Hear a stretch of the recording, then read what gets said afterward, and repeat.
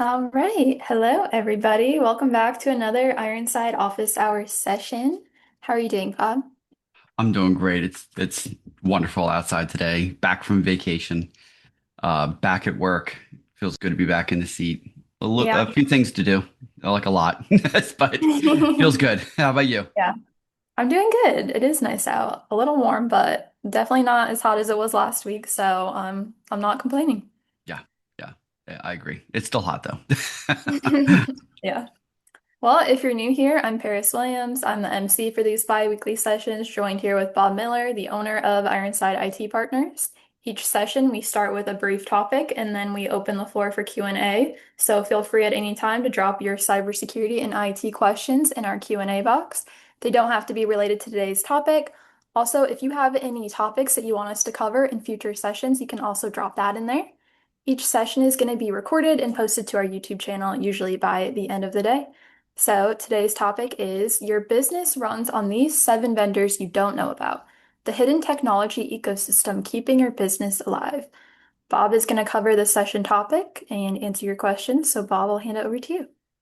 All right, thanks, Paris. Let's share this screen out here. Yeah, so today's topic, I like this topic a lot.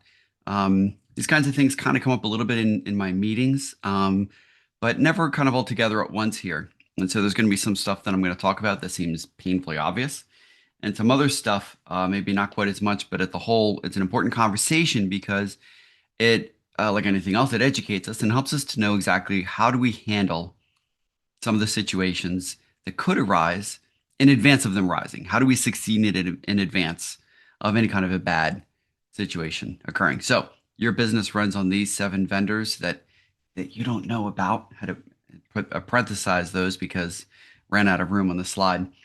But really, it's about the hidden technology ecosystem that keeps your business alive. And again, as Paris said, I'm Bob Miller, founder and CEO of Ironside IT Partners. Started Ironside back in 2005. And part of the purpose of starting Ironside is that I didn't like how a lot of clients were treated, either being given bad advice or weren't cared about. And I felt at the time, especially, it's gotten significantly worse now, but I felt as though businesses weren't actually being protected from online threats. And now that sphere of threats has increased dramatically in the last 21 years, but and we're staying at the forefront of protecting businesses from all kinds of threats inside and outside and all kinds of different places you wouldn't even imagine, including other businesses here in the United States. So back to the topic. How long can you survive without these 7 vendors? Because the reality is that you don't run your own business. Imagine one thing goes down and suddenly your employees can't log in, email stops, phone stop, payments stop. That's pretty important, right? Websites disappear, customers can't reach you. All of those things are really important. And all of those things are dependent on other vendors, other partners to help you succeed. We're all dependent on that. So here are the 7 vendors you depend on every day in one slide, and we'll go through them. First of all is the internet provider. Again, painfully obvious, but we'll talk about why that's on the list, despite how obvious it is. Your identity provider, your cloud platforms, your DNS provider. Everybody has at least one, preferably multiple. Your email provider, your security provider, and of course, your managed services provider, which is what we are. So the first vendor, the internet provider. Examples of this are Comcast, Verizon, Optimum, Lumen, and these are just cable companies. There are so many more if you're dealing with higher end circuits that are being delivered to your business. Failure there means no team, Zoom, SharePoint, cloud, literally everything. No anything. It's all down. The only thing you'd have access to is your local server if you still have one. A lot of companies do, but a lot of companies don't have a local server anymore. You lose the internet, you lose them, or everything but that, those local resources. And for the overwhelming majority of companies, um, it's impossible to operate without the internet. So we'll jump back to that in a minute. This is probably the easiest one. As I mentioned, it's an easy one to know how do we remediate that risk, but you just get another internet connection, multiple offices, things like that. We'll talk more about that in a minute. Vendor number two, your identity provider. Most companies have no idea that they have an identity provider, and yet they do. The vast majority of businesses have one. So an example of that would be your Active Directory, your Microsoft server Active Directory, that if you're running a server locally, which many companies still do, probably the majority of companies still run a local server with Active Directory. Active Directory is where the users are. It's what lets them log in. That's the identity provider part. It's what lets the computer log into the network. Excuse me, Entra ID. That's what a lot of other companies use. Um, that is the cloud version of Active Directory. And that's Entra ID in the Microsoft 365 cloud. It's not the same thing as Microsoft 365, though. It's in addition to Microsoft 365. And it allows you to log into your resources in the Microsoft 365 sphere. Not just email, lots of stuff, like SharePoint, for example. That's a big one. OneDrive, things like that. That's Entra ID. But Okta, a lot of companies use that. Or Google Identity, a lot of companies use that. I mean, truly, actually, and if you have a Gmail account, you're kind of using a stripped down version of Google Identity. Um, so you're kind of familiar with that already. Sort of like if you have a Microsoft 365 account, you're using a stripped down version of Entra. But they are two different things.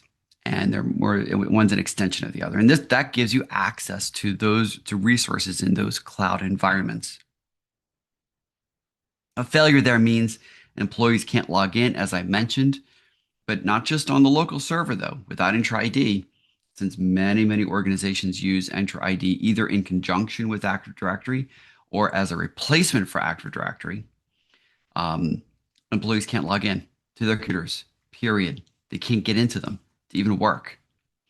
A failure means that MFA stops working, which leads to email problems and other access type of problems.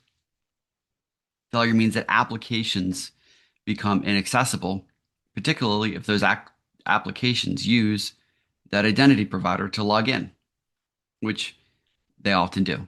And then, of course, computers become accessible, which I already mentioned, without the identity provider. Remote desktop, inaccessible. We can go through the list. There is a long list of things that you can't get to if the identity provider goes down. Now, that's just the identity provider aspect. You could still have the servers online, but Active Directory could be down. You could still have Microsoft 365 email flowing, but without Entra ID, you can't log into anything. So they're two distinct things. They're part of a larger thing like the server or Microsoft 365, but they're distinct and they have distinct differences when one of them goes down.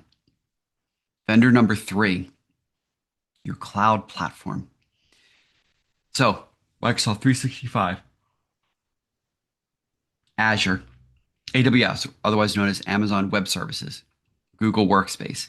These will be your cloud platforms. This is where you might have your servers hosted or desktops, PCs, remote desktop server, things like that. Those would be hosted in those cloud platforms.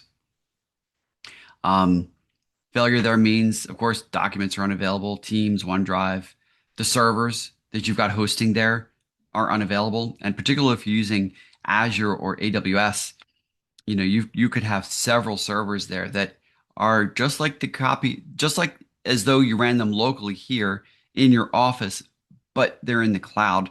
So the hardware is managed by Microsoft or Amazon. You can't access, if those go down, it's just like the server or the hardware failing in the office. Same thing. So you don't have access to the servers then as well. That's what a failure means. And of course, big one is that the line of business applications become available. The line of business means these are the applications that your industry uses that are essential to the running of your business. They become unavailable and you can't process invoices suddenly. You can't communicate with your customers, things like that.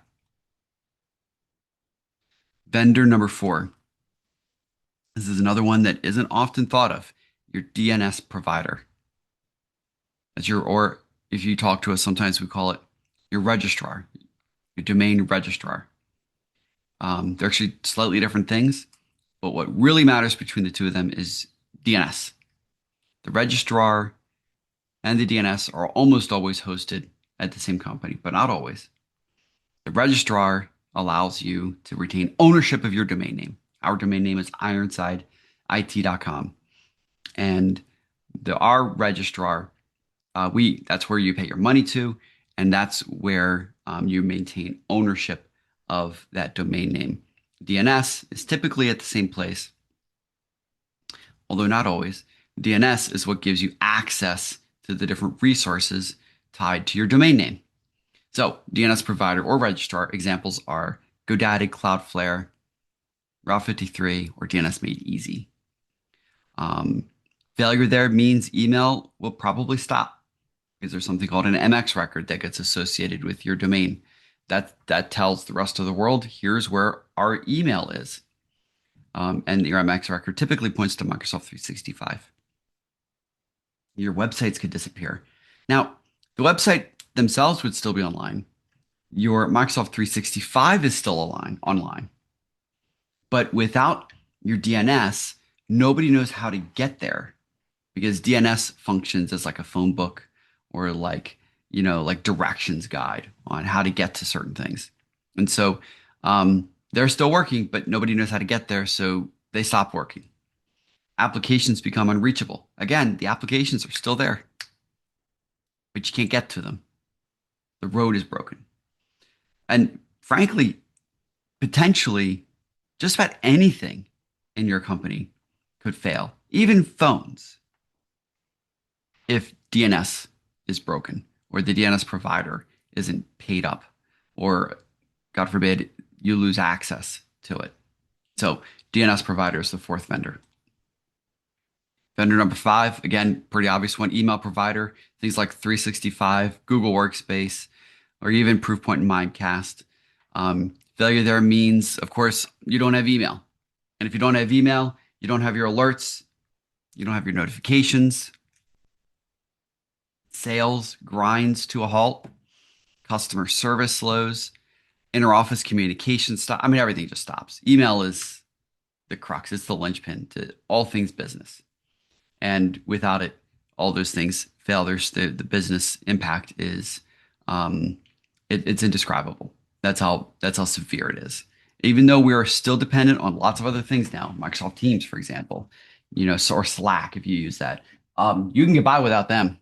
You cannot get by without email. Vendor number 6 is your security provider. By this, we mean the various tools.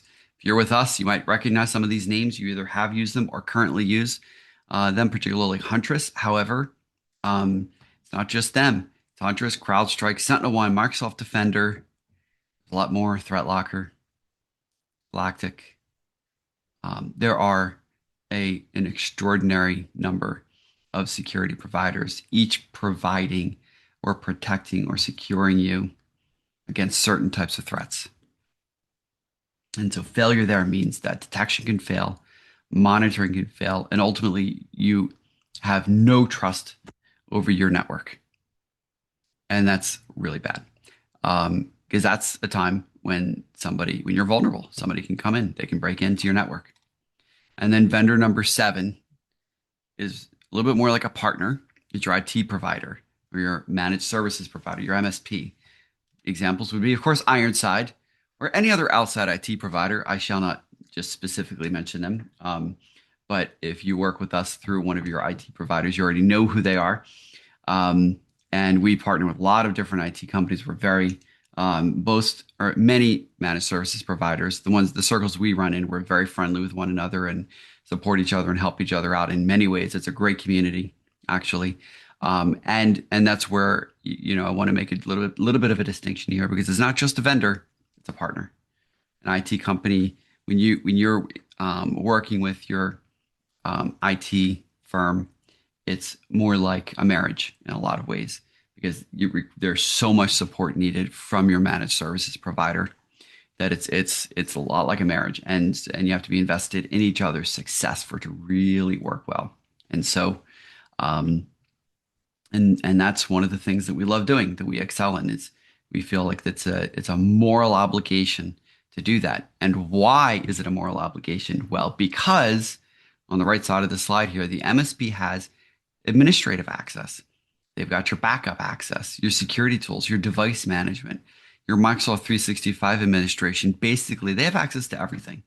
So you really have to trust your MSP. And you have to trust that your MSP takes that moral obligation very seriously, and they safeguard their access to your network and your business as though it were their own, or maybe even better than your own.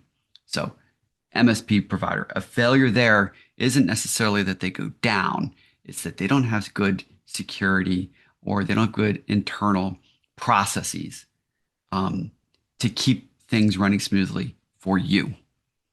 They're not being a good citizen in their own supply chain, because that's what mature businesses do. Mature businesses know their critical vendors. They understand their various dependencies, maintain alternate communication methods. They review vendor security. That's a big one.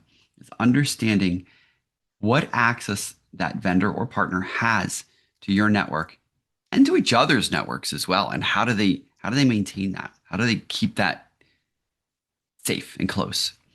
And a good mature business tests the business continuity plans. A mature MSP will help you make one.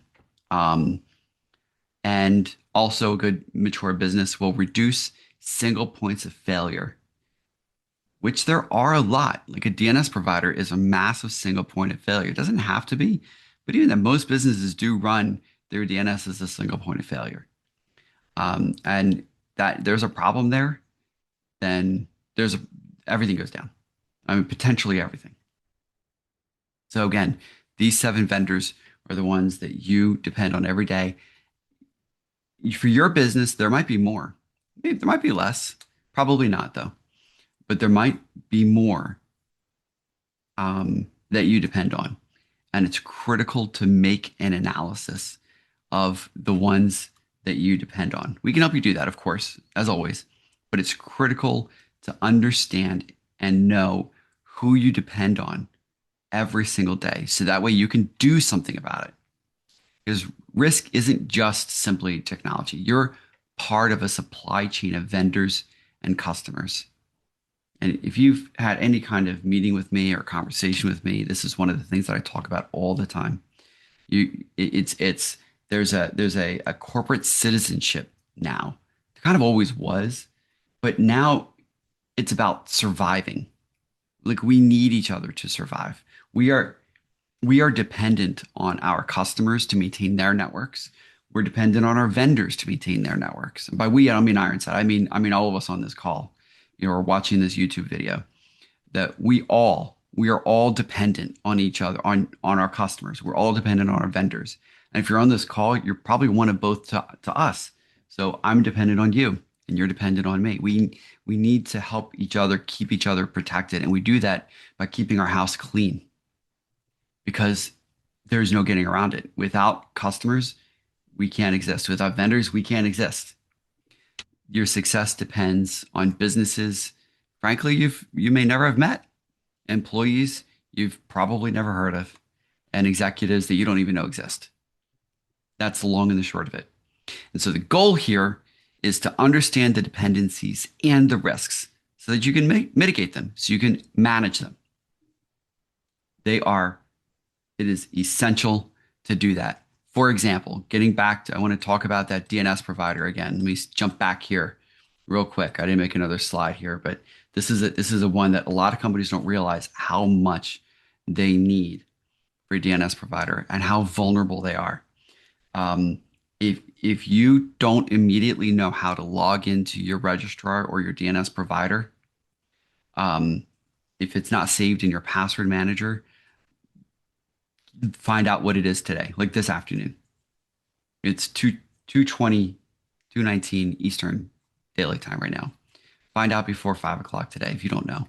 That's how critical it is. And your MSP might know. If you work with us, we probably do know. We can get those over to you. But I wouldn't just rely on that, because your MSP or your IT provider probably only logs into it once or twice, like periodically. You log into it more regularly as the owner because you have to do things like your domain renewals. Like that's really important. And that's why knowing your login is so critical because it's your domain, like ironsideit.com is our domain. Your domain ownership, that's your lifeblood to your business. That's how your company knows, that's how the world knows you by. That's your name. And if that were to get stolen,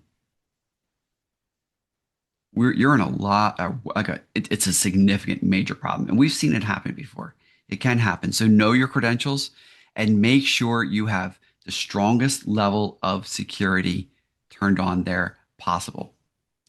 Make sure for sure make sure MFA is turned on. And I don't mean the cheap, easy MFA that goes over your cell phone, SMS, text message. That's no good. Serious MFA where the code is stored in a password manager. If you work with us, you probably know MyGlue. We would suggest putting it in there. But any password manager, as long as it's secure and only you have access to it, keep it in there. Your login and your MFA code. Make sure that you don't share that with anybody. Ideally, not even your MSP. Ideally, even your IT provider has their own login to that domain. So that way, if you happen to be, paired up with a nefarious IT firm, they can't delete the domain for you or something dumb like that. We're obviously not like that, but listen, there's a lot of IT companies out there. So make sure you're always protected. Make sure you have access to this DNS provider. And so that's a little bit of a deep dive in vendor number 4 here. But the reality is that there are protections that are critical to evaluate in all 7 of these vendor types and understanding and knowing the risks that you have with them and what you can do to mitigate those risks. So with all that, let me jump back to this slide here. Do we have any questions? Paris, I'll send it back to you. Yes, we do have some good questions submitted in the Q&A box. We also got a comment from the DNS slide. Neil said, plus having auto renewal set up, keeping your current credit card on file. So that is a good point. Yes, absolutely. And Neil, you're exactly right. Have auto renewal set up, have the credit card on file. I will say this though too. Anybody who has Comcast internet runs into this all the time. We get a phone call about this. I don't know, once a month, maybe a little less, 4 to 6 weeks. Our internet's down.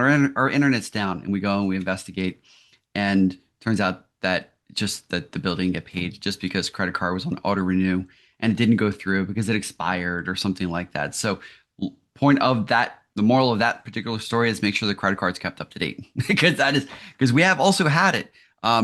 We this doesn't happen as often, but we've definitely had it where clients have their domain name on auto renew and email goes down one day and we're investigating. We're like, I mean, the records look okay. What's going on? Oh no, now we can't get to the domain. What's going on? We try to log in. We get locked out because we can't log in. And it's because with our clients, typically we recommend that we have reduced access as well. So the pot calling the kettle black there.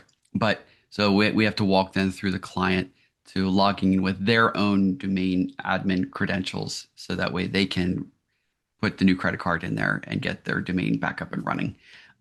So definitely can happen there. So keep it. And what I recommend too, like I'm a big proponent of setting reminders for yourself. I use Todoist personally. Um, you can use anything, including your iPhone reminders. Whatever works for you. Find a system that works for you. Set reminders. I see this if you do security awareness training with the solutions that we provide. I always say on the 25th of every month, go in and make sure your employees have actually done their training because they all won't do it because it's once a month they get their training. And they've got a job to do. And so they get tied up in that job. Same thing with the domain. Set a reminder to check the credit card, to periodically log in just to make sure that it's okay, or delegate that to somebody else, whatever, as long as it's being managed and handled. That's how crucial DNS and your domain is. And so crucial that I just spent the last 5 minutes talking about that one slide, at least. So, Paris, any other questions? Yes. How do we even operate if Microsoft 365 goes down? So, well, that's a tricky one. So, Microsoft 365 is utterly essential to the functioning of just about every business in North America, and frankly, around the world.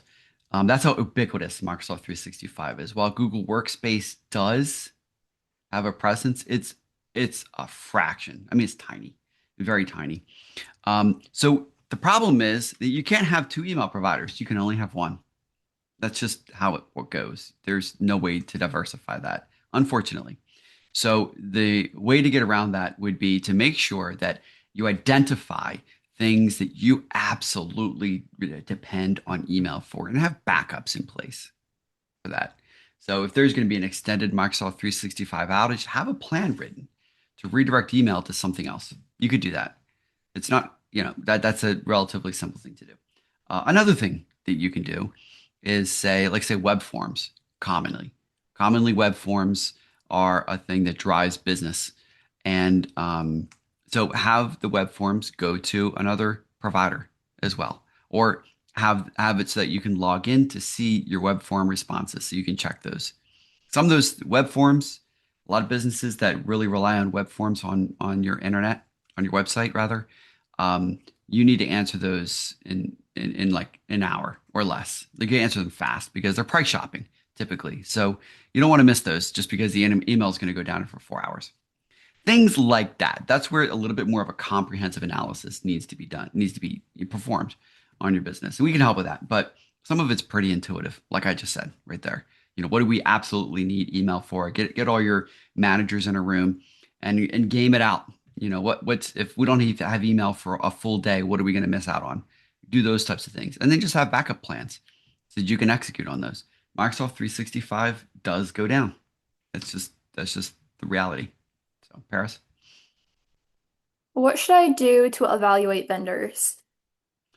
Great question. I think we did another office hours on this, or maybe we touched on this in another office hours a little bit ago, a month or two ago, maybe.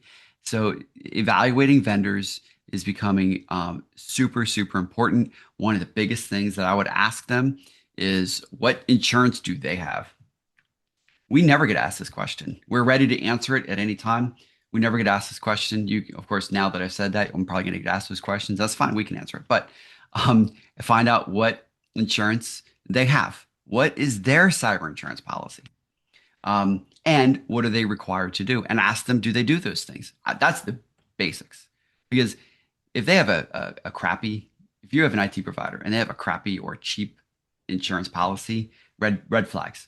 Ours is insanely expensive, and they hold us to a crazy high standard. Yeah, and that's right. That was an office hours a month or I think 2 weeks ago or a month ago perhaps was we were talking about cyber insurance changes Yep. because we just went through our own renewal, and so we have crazy, crazy high security privileges or security requirements by the insurance company, which we already do anyway because we're so conscious about that. Because for us, it's a moral obligation.